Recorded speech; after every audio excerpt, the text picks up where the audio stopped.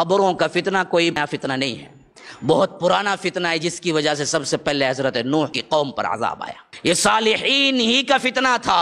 اب آؤ آگے، یہودیوں کے اندر شرک آیا، عیسائیوں کے اندر شرک آیا، یہ بھی بتوں کی پرستش کی وجہ سے نہیں آیا۔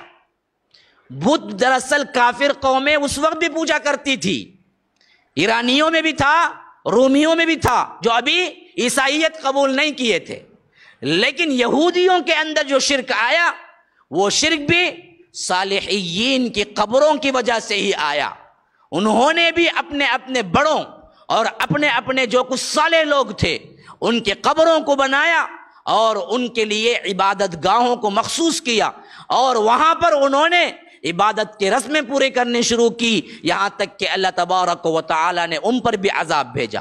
اب اس کی سب سے بہترین مثال بخاری و مسلم کی روایت، اما عائشہ کی روایت، حضرت ام سلمہ بیان کرتی ہیں، کہتی ہیں کہ ہم حبشہ گئے کیونکہ وہ اپنے پہلے شوہر کے ساتھ حبشہ میں تقریباً 15 سال رہ چکی تھی۔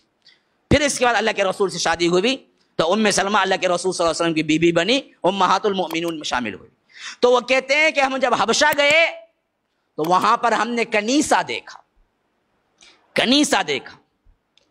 کنیسہ کیا معنی؟ کنیسہ کا مطلب ہے عیسائیوں کا عبادت خانہ، عیسائیوں کا عبادت خانہ کنیسہ۔ ہم نے اس کنیسے میں قبروں اور تصویروں کے ایسے مناظر دیکھے، ایسے خوبصورت تھے کہ ہمیں ایسے ہی یاد رہ گئے۔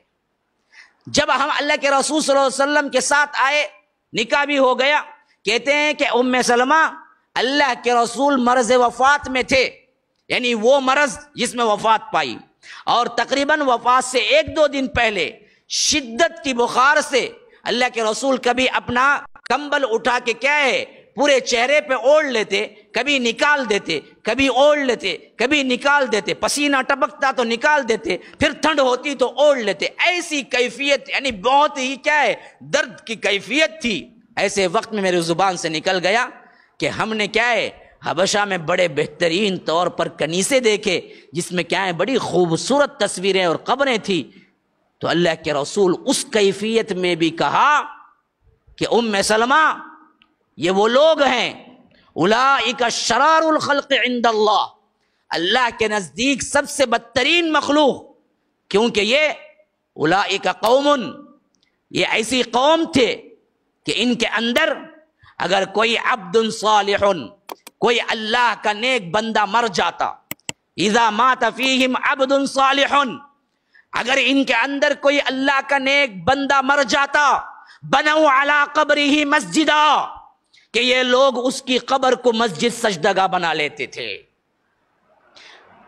کون کہہ رہے ہیں؟ دیکھو کس سے کہہ رہے ہیں، دیکھو کس کے بارے میں کہہ رہے ہیں، دیکھو قبروں کو سجدگاہ بنانا، مسجد جہاں سجدہ ہوتا ہے، سجد یسجد سے مسجد کون سا ہے؟